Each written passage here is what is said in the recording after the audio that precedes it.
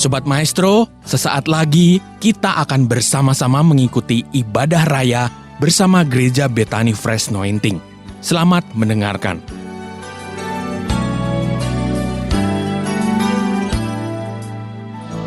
Haleluya, terima kasih untuk sore ini. Kami pandang wajah-Mu terus Tuhan, karena kami tahu bahwa pertolongan kami datangnya hanya dari Tuhan Yesus. Sampaikan firman-Mu sore ini, kami siap diberkati. Berfirmanlah, kami siap mendengar. Dan semua yang siap diberkati, angkat tangannya dalam nama Yesus, sama-sama berkata, amin. Beri tepuk tangan buat Tuhan. Lebih meriah lagi katakan haleluya. Haleluya. Amin. Prosper people say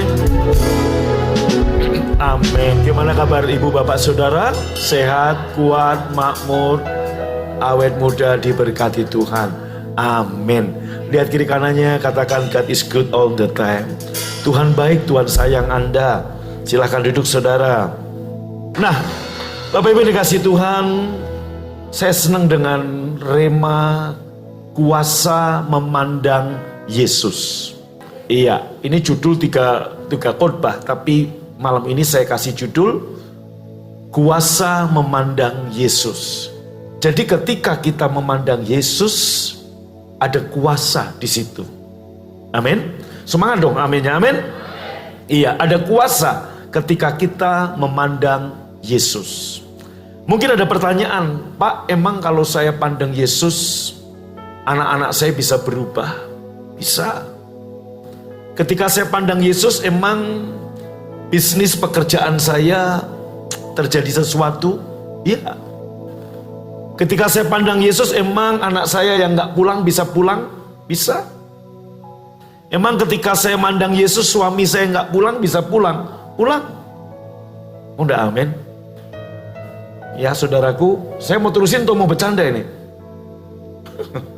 Kalau mau bercanda saya teruskan, saudaraku. Yaitu apa? Paling jelek pulang ke rumah Bapak. Itu paling jelek. Amin. Makanya serius tolong. Amin. Tepuk tangan dulu buat Tuhan. Amin. Nah, ketika kita memandang Yesus, ada kuasa di dalamnya. Mari kita buka saudara dari Ayub 42 ayat yang kelima. Demikian firman Tuhan. Sama-sama baca yuk, 2, 3. Aku mendengar tentang engkau, tetapi sekarang mataku sendiri memandang engkau. Ayub berkata begini, dulu hanya dari kata orang saja aku mendengar tentang engkau. Ayub yang begitu dikatakan oleh penilaian dunia saleh. Ayub yang menurut penilaian masyarakat umumnya, dia punya qualified yang hebat. Ayub yang dikatakan memenuhi semua persyaratan. Ternyata dia berkata, dia bersaksi, hanya dari kata orang saja aku mendengar tentang engkau. Baru sekarang mataku sendiri memandang engkau. Bapak Ibu yang dikasih Tuhan, tahukah ketika Ayub bicara ini, ayat ini, lihat saya, ketika Ayub ngomong ini, Bapak Ibu, Ayub dalam keadaan habis-habisan.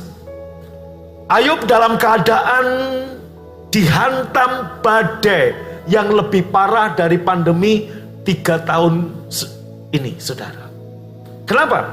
Yang pertama, kondisi Ayub ketika ngomong ini adalah dia kehilangan anak laki-laki dan anak perempuan, mati semua. Nggak cukup di situ badai yang diterima atau yang dialami oleh Ayub. Saya nggak khotbah soal kenapa Ayub mengalami badai, tapi saya mau bicara tentang kuasa ketika kita memandang Yesus. Kemudian badai yang kedua, Bapak Ibu, ya, saudaraku, sebelum kehilangan anak-anak, dia kehilangan harta bendanya. Kambing, domba, lembu, sapi, termasuk unta. Unta itu kendaraan, alat transportasi di masa itu. Ribuan kambing, domba, lembu, sapi, unta habis mati semua dalam sekejap. Ini yang saya katakan minggu lalu, memento mori. Gak ada yang bisa kita sombongkan bahwa semua, baik harta, jabatan, atau apapun, itu tidak abadi. Bahkan termasuk hidup kita gak abadi. Maka pengkhotbah Salomo berkata, semua itu sia-sia atau tidak abadi. Bahasa Indonesia sia-sia sebenarnya gak tepat. Karena itu diambil dari kata hebel, artinya menguap. Semua yang saudara dan saya miliki, baik pangkat, jabatan, apapun, akan hebel. Nah, Pak, Bu, kembali ke tentang Ayub ketika dia ngomong, tetapi hari ini mataku sendiri memandang engkau. Ayub dalam keadaan mengalami permasalahan atau badai yang begitu berat. Yang pertama yaitu kehilangan hartanya, semuanya hilang habis. Yang kedua kehilangan anak-anaknya, saudaraku. Semua anak laki-laki dan perempuan mati semua. Kena pandemi. Namanya bukan COVID, pokoknya ada pandemi, ada musibah. Saudaraku, nggak cukup di situ. Ayub kehilangan juga istri. Istrinya meninggalkan dia. Nggak cukup di situ, istri yang meninggalkan dia sebelum meninggalkan, nyuruh Ayub mengutuki Tuhan. Pak, Bu, nggak cukup di situ. Kenapa? Mungkin Anda bertanya, kenapa istri Ayub meninggalkan? Ayub udah kehilangan harta, Ayub kehilangan anak, dan yang terakhir, Ayub kehilangan kesehatannya. Dia punya penyakit yang aneh, tak tersembuhkan dan menjijikkan penyakitnya. Penyakit yang Ayub alami yaitu borok di sekujur tubuhnya. Kita bisa melihat dalam Ayub pasal sebelumnya, kita mendapati bagaimana Ayub mengambil pecahan beling untuk menggaruk. Borok dari kepala sampai kaki, gatal semua, dan tidak ada obatnya. Ngeri sekali. Bahkan ketika sahabat-sahabatnya datang mengunjungi Ayub, mereka menangis. Karena apa, saudaraku? Mereka nggak tahan lihat penderitaan Ayub. Hanya satu, saudaraku, kelebihan Ayub selain dia juga bersungut-sungut ngomel. Cuma satu, dia tidak menyangkal Tuhan. Itu aja. Nggak mudah. Dan dia nggak mencoba menghabisi nyawanya dengan bunuh diri. Artinya begini, ayat ini Ayub menyampaikan dalam situasi kondisi yang tidak baik. Sangat tidak baik. Miskin, kehilangan keluarganya, anak-anak mati, istri kabur, dan yang terakhir, saudaraku, kehilangan kesehatannya. Sampai kemudian dia berkata, dulu hanya dari kata orang saja aku mendengar tentang engkau. Tetapi sekarang mataku sendiri memandang engkau. Pak, Bu, ada kuasa ketika Ayub mendapat pemahaman tentang Tuhan. Memandang Tuhan, memandang Yesus bukan berarti saat itu Tuhan dalam bentuk fisik datang kepada Ayub. Tetapi ini berbicara tentang pewahyuan tentang Yesus, pewahyuan tentang Tuhan. Apa yang sudah Tuhan buat Ayub, apa yang Tuhan sudah lakukan buat Ayub, dan bagaimana kasihnya Tuhan kepada Ayub. Itulah pewahyuan yang Ayub dapat, sehingga dia berkata, sekarang mataku memandang engkau sendiri. Bapak Ibu Saudaraku yang dikasihi Tuhan, ketika mata Ayub memandang Tuhan, ketika mata Ayub memandang Allah, mungkin Anda berkata, Pak, emang sebelumnya enggak. Ayub mencoba membela diri, Ayub mencoba melihat sekeliling. Maka Anda lihat ketika dia mengalami musibah demi musibah, apa yang Ayub ucapkan? Dia ngomong sama istrinya, Tuhan yang memberi, Tuhan yang mengambil. Itu bukan perkataan Tuhan, itu perkataan Ayub. Sebab Tuhan yang saya kenal yaitu Yesus. Saya mau sampaikan buat saudara, Yesus yang saya kenal bukan Yesus yang suka mengambil apa yang Anda punya, tapi Yesus yang kita punya, Yesus yang memberi kepada kita. Yang setuju katakan amin. Kalaupun dalam tanda kutip dia mengambil sesuatu daripadamu, karena dia mau menggantikan yang terbaik bagi saudara. Amin. Yang kedua, saudaraku, perkataan Ayub yang salah, yang bodoh apalagi. Karena dalam Ayub 42 ayat 6, Ayub berkata begini, aku mencabut perkataanku, aku menyesal, aku duduk dalam debu dan abu, aku bertobat karena aku berkata-kata yang salah tentang Tuhan. Karena dulu aku hanya kata orang kenal engkau. Maka Bapak Ibu, gak cukup Anda kenal Tuhan hanya kata pendeta. Apalagi saudaraku, pengenalan yang pendeta sampaikan bukan bicara tentang apa yang Yesus perbuat bagimu, tapi apa yang pendeta perbuat bagi saudara. Maka Bapak Ibu lagi ngetren khotbah-khotbah yang disenangi orang, yang viewernya banyak adalah khotbah yang menceritakan apa yang pendeta itu buat jemaatnya. Saya mendoakan orang ini sembuh, tepuk tangan buat Tuhan.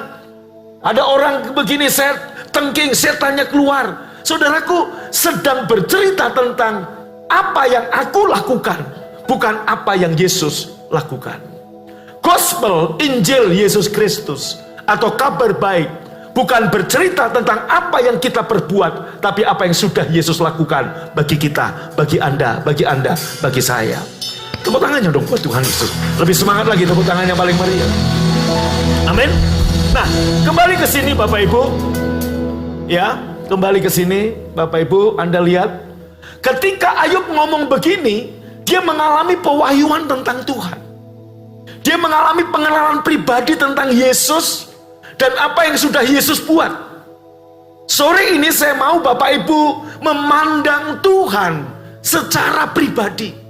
Bagian saya hanya menunjukkan ini loh Yesus. Ketika Anda memandang dan Anda mengenal pewahyuan Yesus secara pribadi, Anda akan tahu apa saja yang telah disediakan bagimu. Selain keselamatan, Tuhan memberikan identitas yang baru kepadamu. Dan Tuhan juga memberikan, saudaraku, otoritas kepadamu. Identitas dan otoritas. Dengar, Pak, Bu, Tuhan gak nyuruh kamu hari ini merangi setan. Tuhan gak nyuruh kamu hari ini berperang melawan setan. Kenapa? Sebab 2000 tahun yang lalu Tuhan sudah mengalahkan setan. Tuhan hanya menyuruh kamu menginjak setan, ular, kalajengking di dalam nama Yesus. Artinya Tuhan memberi otoritas kepadamu. Bukan berperang melawan setan. Kalau kita berperang artinya apa? Kita belum menang. Setan sudah kalah. Kok enggak amin? Amin. Anda berperang bukan merebut kemenangan, tapi Anda berperang dari tempat kemenangan. Maka dikatakan kita lebih dari pemenang. Sebab siapa? Tuhan yang berperang. Tuhan berperang, setan kalah. Setelah setan kalah, saudaraku, Anda dan saya disuruh maju. Untuk apa? Injek, bukan lagi berperang. Tolong pengertian ini Anda simpan. Kita bukan disuruh berperang, tapi kita disuruh menginjak. Sebab apa? Kalau berperang ada dua kemungkinan, kamu kalah atau menang. Tapi kalau suruh nginjek, musuh udah kalah. Kenapa? 2000 tahun yang lalu Allah kita sudah berperang mengalahkan musuh yang terakhir, yaitu maut, saudara. Tepuk tangannya dong buat Tuhan, katakan amin. Amin. Nah, Bapak Ibu, ketika mata Ayub memandang Allah, kuasa, maka tadi saya beri judul khotbah malam ini adalah kuasa memandang Tuhan. Memandang Tuhan bukan bicara kita beli foto Tuhan Yesus, kita bukan beli lukisan Tuhan Yesus, kita pandang terus, kok orang opo-opo ya? Bukan. Tapi kita pandang artinya apa? Kita tahu apa yang sudah Dia perbuat bagi kita. 2000 tahun yang lalu Dia mati untuk saudara. Maka di gereja BFA kenapa ada kayu salib? Untuk supaya Anda melihat ini sebagai refleksi. Ketika Anda memandang kayu salib ini, kita ingat 2000 tahun yang lalu musuh sudah dikalahkan. 2000 tahun yang lalu, saudaraku, penghukuman Allah sudah terpuaskan di kayu salib. Anda dan saya tidak dihukum. Kenapa? Karena ada yang menggantikan untuk dihukum, yaitu Yesus. Ketika Anda mengerti ini, Bapak Ibu, makanya setiap hari kita makan perjamuan. Ketika kita makan tubuh dan minum darah Tuhan, kita sedang memandang Yesus. Kita sedang melihat tangan yang berlubang paku, lambung yang tertikam, menceritakan, menjelaskan karyanya sudah sempurna bagi kita. Amin. Kalau karyanya udah sempurna, apalagi yang mau ditambah? Keselamatan diberi. Saudaraku, ada yang tanya, mudah banget ya pandang Yesus ada kuasa. Iya. Keselamatan juga sama. Anda dengan hati percaya, dengan mulut mengaku Yesus adalah Tuhan, Anda selamat. Betul nggak? Orang agama lain waktu saya cerita begini, dia ngomong, gampang bener orang Kristen, cuman mengaku dengan mulut, percaya dengan hati Yesus Tuhan, selamat. Kok nggak berjuang? Kita kan harus berjuang melewat jembatan, rambut dibelah jadi 12, bambu dibelah jadi 7, dan sebagainya. Harus amal, harus gini. Kok orang Kristen enak banget, cuman percaya, mengaku, selamat. Iya. Maka Bapak Ibu, sesungguhnya Anda nggak perlu bergumul. Bukan hanya untuk keselamatan. Untuk keselamatan kita nggak perlu bergumul, betul nggak? Kalau keselamatan yang mujizat besar aja, kita nggak perlu bergumul. Apalagi untuk mujizat yang lebih kecil dari keselamatan. Anda nggak perlu bergumul. Satu-satunya pergumulan Anda adalah apa? Belajar percaya.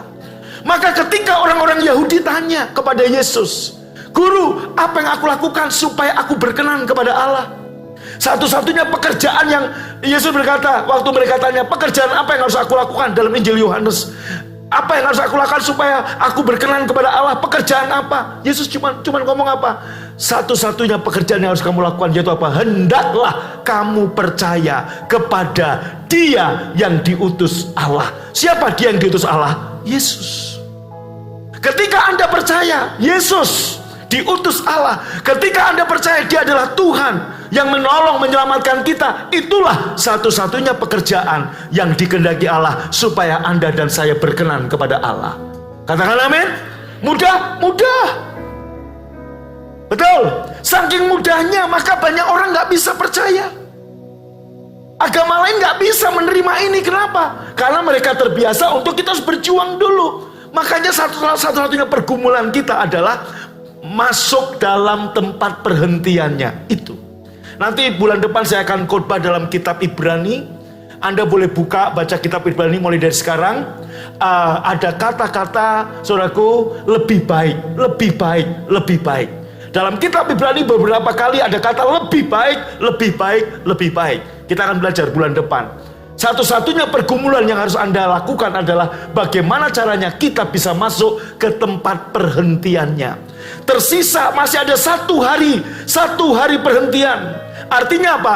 Pergumulan kita adalah bagaimana kita bisa berhenti, masuk dalam tempat peristirahatan, tempat perhentian. Artinya apa? Rest, percaya penuh bahwa Allah telah menyediakannya bagi kita. Anda lihat saudaraku, apa yang Ayub lakukan ketika dia memandang Yesus. Kesembuhan dia alami.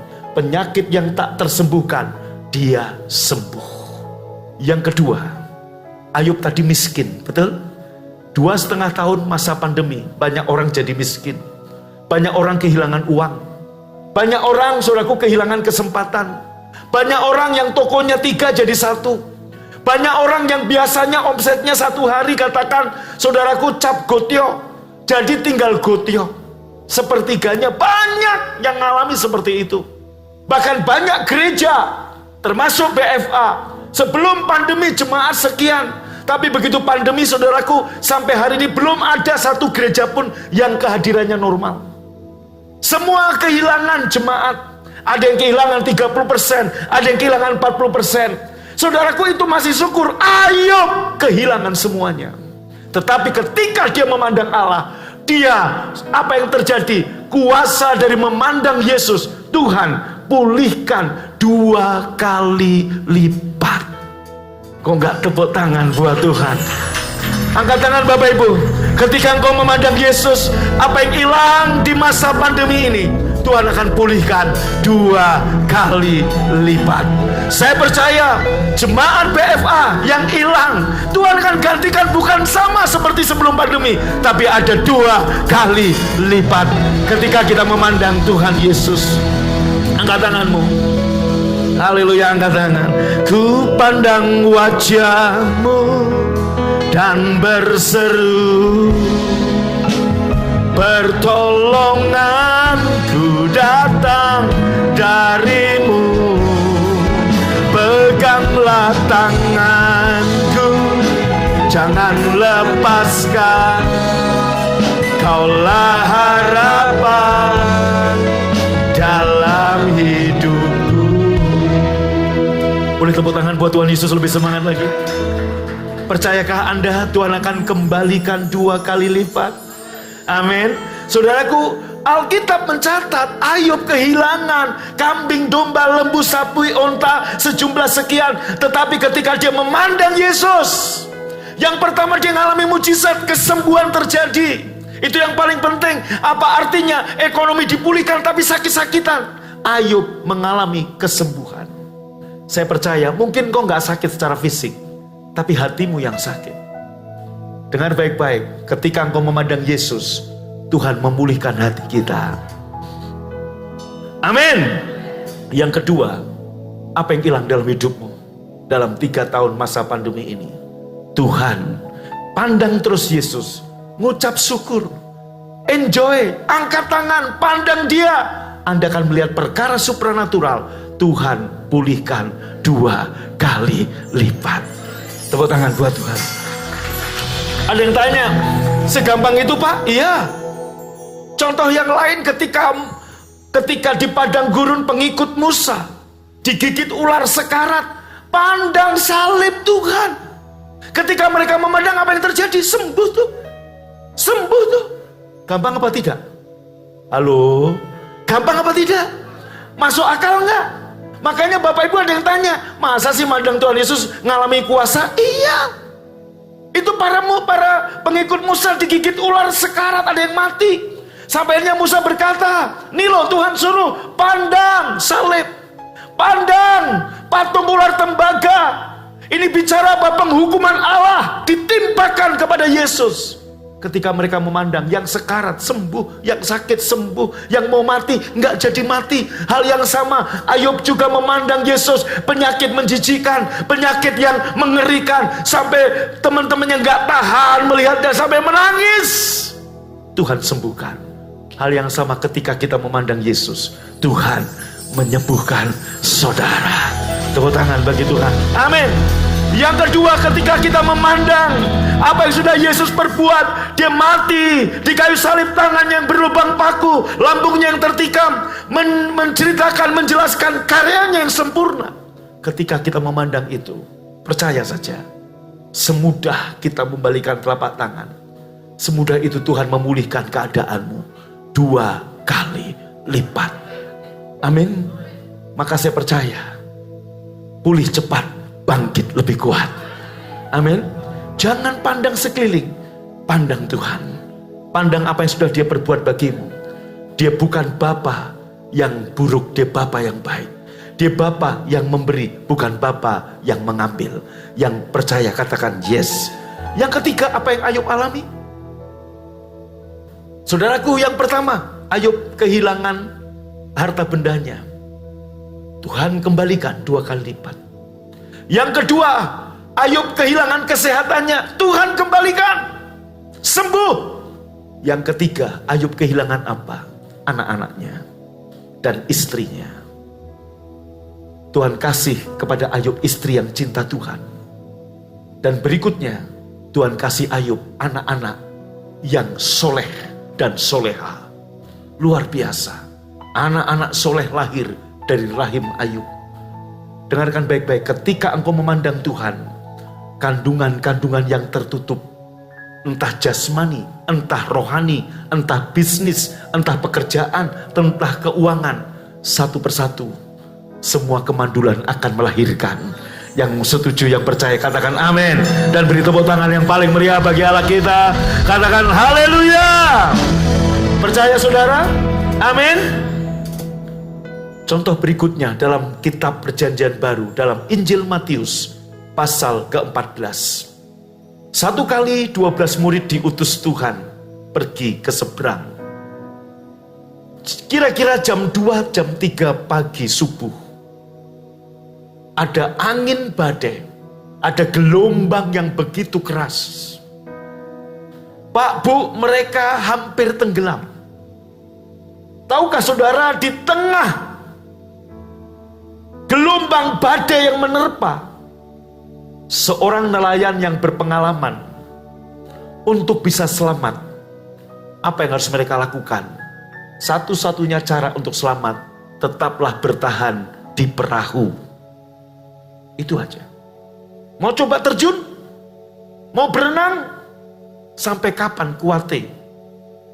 Bertahan di perahu, itu satu-satunya cara untuk perlindungan. Ketika ada air masuk, keluarkan itu. Tapi apa yang terjadi dengan Petrus? Ketika mereka ketakutan, tengah badai, Yesus datang menghampiri murid-murid. Pak, Bu, dengar, 3 tahun masa pandemi ini saya anggap ini badai. Tapi tahukah Anda, Tuhan ada bersama kita. Tuhan mendatangi kita dan berkata, tenanglah, ada aku, jangan takut. Bilang kiri kanan, tenanglah, ada Yesus, jangan takut. Ambil kunci deh. Naikkan pujian ini. Angkat tanganmu, saudaraku. Dalam segala keadaan, Yesus kau selalu ada. Ku percaya kau besertaku. Pergumulan tetap ada, namun kau jawabannya. Ku percaya kau harapan. Yang percaya, angkat wajahmu, katakan, Yesus, aku percaya. Yesus, kau selalu ada. Yesus, aku percaya. Selalu kau jawab. Mari Bapak Ibu angkat tangan, pandang Yesus, katakan, Yesus, aku percaya. Yesus, kau selalu ada. Oh, Yesus, aku percaya. Amin. Selalu kau jawab. Sekali lagi, Yesus, aku percaya. Engkau selalu ada bagiku. Yesus, kau selalu ada. Amin. Yesus, aku percaya. Selalu kau jawabannya. Selalu kau jawabannya. Sekali lagi, selalu kau jawabannya. Boleh tepuk tangan meriah. Katakan, aku percaya. Amin. Percaya Yesus selalu ada. Di tengah badai maupun di situasi yang tenang, Dia tetap ada bagi kita. Saudaraku, kalau ada Dia di situasi apapun, kita nggak perlu takut. Amin. Tetapi kalau nggak ada Dia di situasi teduh pun, sesuatu yang buruk bisa terjadi. Tapi kalau ada Dia, kita percaya Dia selalu jawabannya.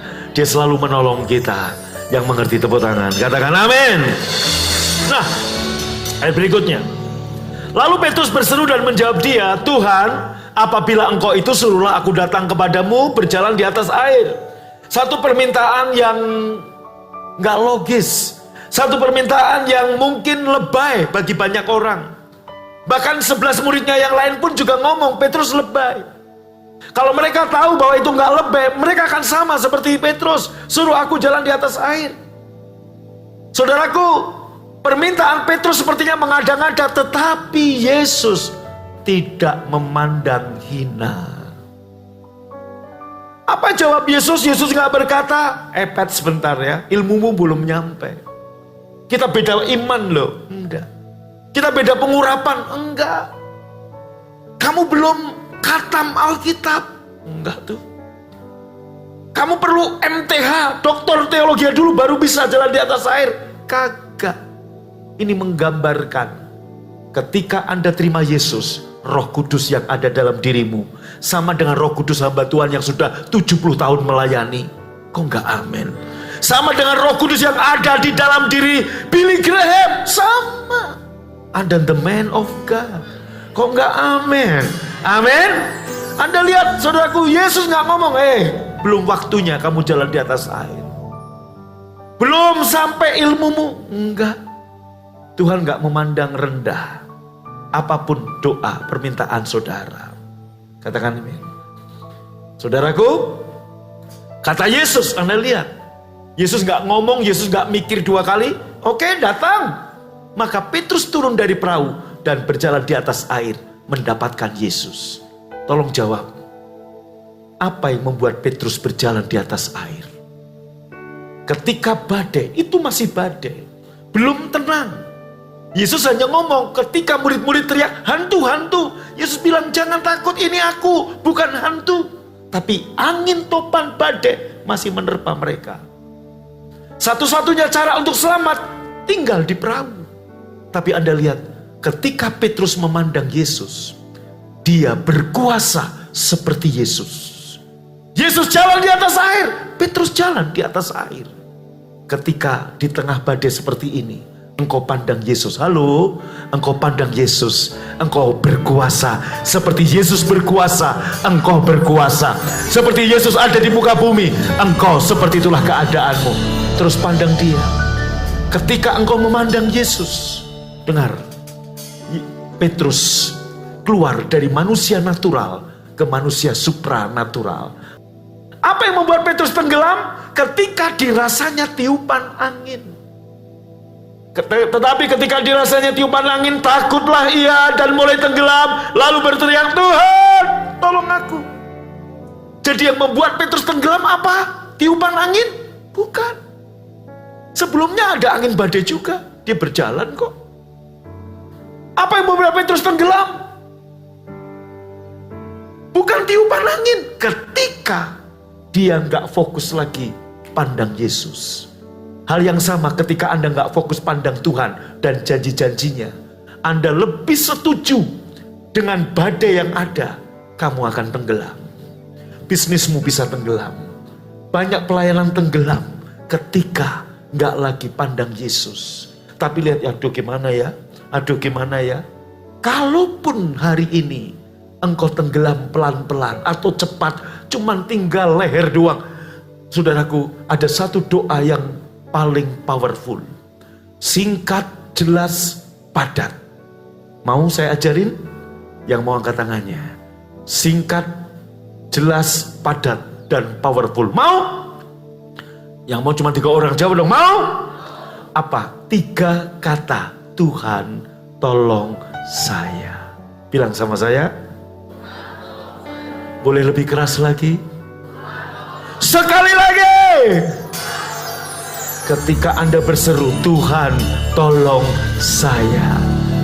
Saya percaya Anda lihat ayat berikutnya. Apakah kemudian saudaraku Yesus, tuh kan, gue udah bilang belum levelnya kamu. Enggak. Lu ngejago sih Pet? Enggak. Apa kemudian Yesus saudaraku membuli Petrus? Enggak. Dia ulurkan tangannya, memegang dia dan berkata, hei orang yang gak percaya, kurang percaya sama dengan tidak percaya, mengapa engkau bimbang? Dengar baik-baik, badai yang ada, krisis yang ada, tidak akan menenggelamkan bisnismu. Amin dong. Tidak akan menenggelamkan gereja kita, gak akan menenggelamkan keuangan kita, gak akan menenggelamkan masa depanmu. Ketika engkau terus fokus pada Tuhan, yang membuat kita tenggelam, ketika kita mengalihkan perhatian kita dari memandang Yesus kepada memandang sekitar kita. 1,5 bulan kita lebih banyak memandang Sambo dan Rambo daripada memandang Yesus. Saudaraku, ngapain kita tiap hari baca berita Sambo dan Sambo dan Sambo dan Sambo? Untuk apa? Udah cukup. Percaya sudah. Amin. Lebih baik, kenapa kita nggak merenungkan Tuhan? Katakan amin. Ketika Petrus melihat sekeliling ada tiupan angin, dirasanya. Ketika saya melihat tadi saudara, hanya satu doa saya, Tuhan tolong saya. Ketika Anda angkat tanganmu, bilang, Yesus tolong saya. Lebih keras lagi, tahukah Anda, Dia baik. Dia akan memegang tanganmu dan membuat engkau tegak berdiri. Bahkan khotbah saya hari Kamis kemarin, kalaupun semua yang disangka terdakwa akhirnya divonis bersalah oleh pengadilan atas pembunuhan Brigadir J, dan mereka datang pada Tuhan, sekalipun semua sepertinya menghujat, tidak berpihak pada Dia, tetap ada pengampunan buat orang-orang yang jahat seperti itu. Kasih Tuhan lebih kuat dari dosa. Tepuk tangan buat Tuhan. Amin. Amin. Amin. Mari sekali lagi angkat tanganmu. Yesus tolong saya. Lebih keras lagi. Angkat tangan Bapak Ibu. Mungkin ada sebagian dari saudara baik yang onsite maupun online, yang bisnisnya mulai tenggelam, yang keuangannya mulai tenggelam, yang kesehatannya mulai tenggelam. Ketika Bapak Ibu memandang Yesus ada kuasa, seperti Tuhan sembuhkan Ayub, Tuhan sembuhkan saudara. Seperti Tuhan memulihkan Ayub 2 kali lipat. Jika ada hamba-hamba Tuhan, pendeta-pendeta, dimanapun engkau berada dan mendengar khotbah ini, mungkin pelayanan atau gerejamu hampir tenggelam, sudah mulai tenggelam. Arahkan pandanganmu bukan kepada angin, badai, krisis. Fokus pandang pada Yesus. Engkau melihat kuasa. Engkau akan berjalan di atas air. Artinya, Bapak Ibu Saudara dengar, ketika engkau memandang Yesus, tetap angkat tangan. Engkau akan berjalan di atas kemustahilanmu. Engkau akan mengalami perkara-perkara supranatural dalam bisnismu, dalam keuanganmu, dalam gereja kita, dalam pelayanan kita, dalam masa depan kita. Haleluya. Ada perkara-perkara supranatural Tuhan lakukan dalam hidup saudara. Haleluya.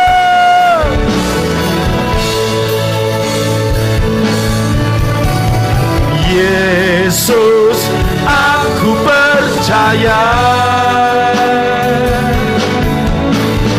Yesus, Kau selalu ada. Yesus, aku percaya. Amin. Selalu Kau jawabannya. Amin. Amin Bapak Ibu. Doa saya buat saudara. Mungkin 3 tahun pandemi ini, ada beberapa saudara mengalami hal-hal yang mungkin seperti Ayub engkau sakit. Atau seperti Ayub engkau kehilangan harta, kehilangan masa depan. Waktu kita pandang Yesus ada kuasa, kesembuhan terjadi, dan kau melihat tangan Tuhan yang melakukannya. Saya pernah saksikan ketika mata saya divonis dokter glaukoma.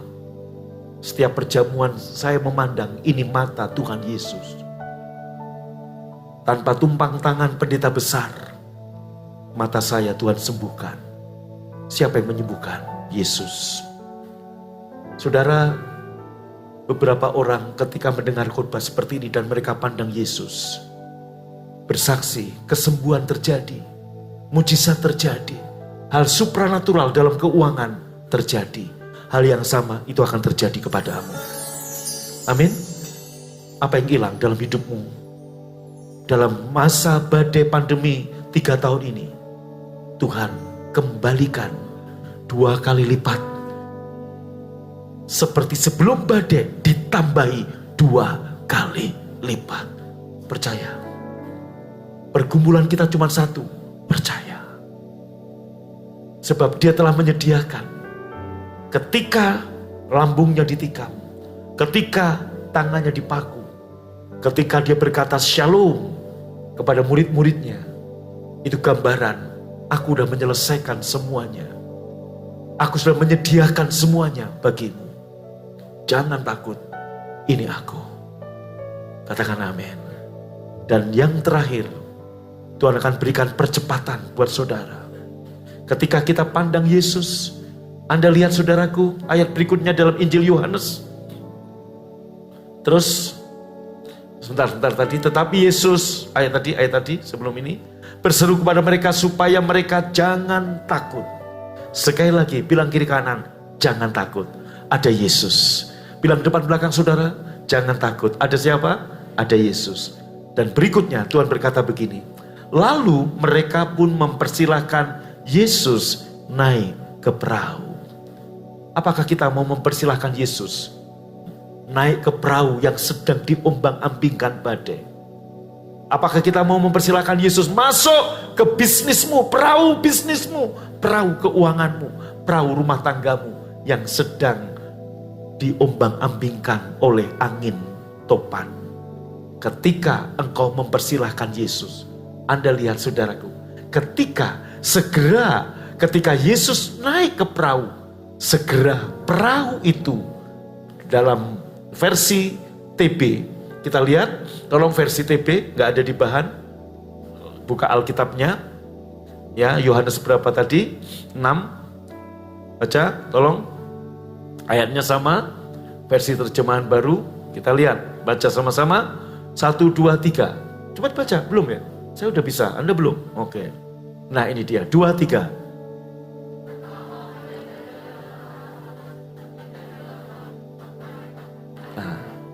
Ketika engkau mempersilahkan Yesus naik, seketika juga perahu itu sampai di pantai yang mereka tuju. Saudaraku, Tuhan akan buat percepatan. Kita planning membangun 3 tahun. Tapi kalau kita mempersilahkan Tuhan, saya percaya, kalau bicara natural, mungkin baru 7 tahun terkumpul 75 miliar lagi. 100 miliar lagi, begitu terkumpul, harga yang lain udah naik, nggak akan pernah selesai. Tapi ketika kita mempersilahkan Yesus sebagai ketua panitia pembangunan gedung gereja BFA, ada percepatan yang Tuhan lakukan. Ketika Anda mempersilahkan Yesus, ada percepatan yang Tuhan berikan kepadamu. Yang setuju percaya katakan amin. Saya percaya kita ada di alam natural, tapi ketika kita memandang Yesus, kita akan mengalami berjalan di atas air. Hal yang mustahil menjadi tidak mustahil bagimu. Tepuk tangan bagi Tuhan. Bangkit berdiri. Yesus, aku percaya. Amin. Yesus, kau selalu ada. Yesus, aku percaya. Selalu kau jawabannya. Lagi. Yesus, aku percaya. Amin. Yesus, kau selalu ada. Yesus, aku percaya.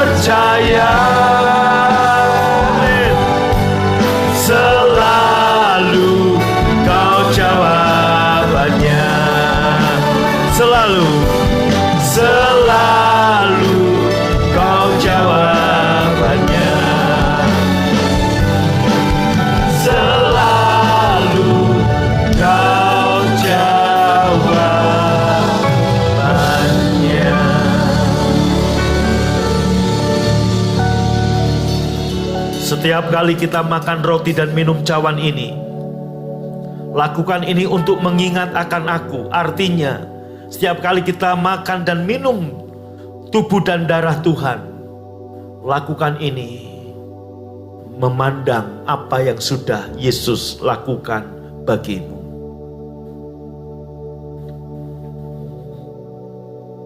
Engkau dijadikan orang benar. Mari angkat tanganmu, katakan, Yesus tolong saya. Mazmur 34 ayatnya tolong dibuka, berkata, mata Tuhan tertuju kepada orang-orang benar. Anda adalah orang-orang benar, karena kebenaran itu dianugerahkan kepadamu. Dan telinga Tuhan tertuju kepada teriakmu yang minta tolong. Maka katakan, Yesus tolong saya. Angkat tanganmu lebih keras lagi, katakan, Tuhan tolong saya. Ayat berikutnya dikatakan, apabila Anda orang-orang benar itu berseru-seru, Tuhan mendengar dan melepaskanmu dari segala kesesakan. Ketika kita memecah-mecahkan roti ini adalah tubuh Tuhan Yesus. Mata Bapa tertuju kepadamu. Ketika engkau berteriak minta tolong, telinga Tuhan mendengar dan melepaskanmu dari segala kesesakan. Yang percaya ini tubuh Tuhan Yesus, ambil dan makan dalam nama Yesus.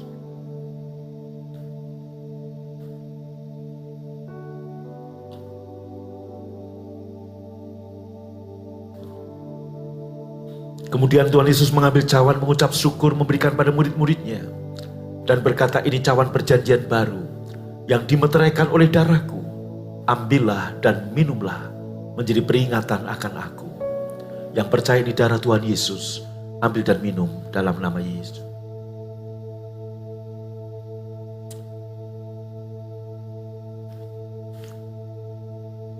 Bapak Ibu, sekali lagi angkat tangan, angkat wajahmu. Ku pandang wajahmu dan berseru,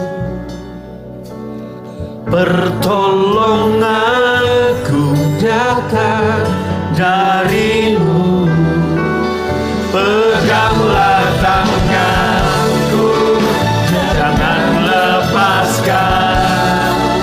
Kaulah harapan dalam hidupku. Kaulah harapan dalam hidupku. Sekali lagi. Kaulah harapan. Katakan, dalam hidupku. Amin. Terima kasih untuk firman-Mu. Kami terus pandang Engkau dan kami percaya kami mengalami kuasa kesembuhan. Kami mengalami kuasa pemulihan 2 kali lipat. Dan setiap kandungan yang tertutup, kemandulan terbuka di dalam nama Yesus. Dan kami boleh berjalan secara supranatural dalam kehidupan yang natural ini. Ada banyak hal-hal supranatural Engkau kerjakan dalam hidup kami. Terima kasih Tuhan, sebagai tanda syukur kami mau bawa persembahan kami kembalikan persepuluhan kami, berkati semua tangan yang memberi, yang menabur. Dan sebelum kami pulang, kami terima berkat Tuhan. Buka hati, angkat tanganmu, pulanglah ke kasih-kasih Tuhan dengan selamat, tidak kurang satu apapun. Dan terimalah berkat yang berlimpah-limpah dari Bapa di surga. Cinta kasih dari Tuhan Yesus, persekutuan yang manis Roh Kudus menyertai, memberkatimu dari sekarang sampai selama-lamanya. Yang percaya dan diberkati berkata amin. Sobat Maestro, Anda baru saja mendengarkan ibadah raya bersama Gereja Bethany Fresh Anointing. Terima kasih atas kebersamaan Anda. Selamat hari Minggu dan Tuhan Yesus memberkati.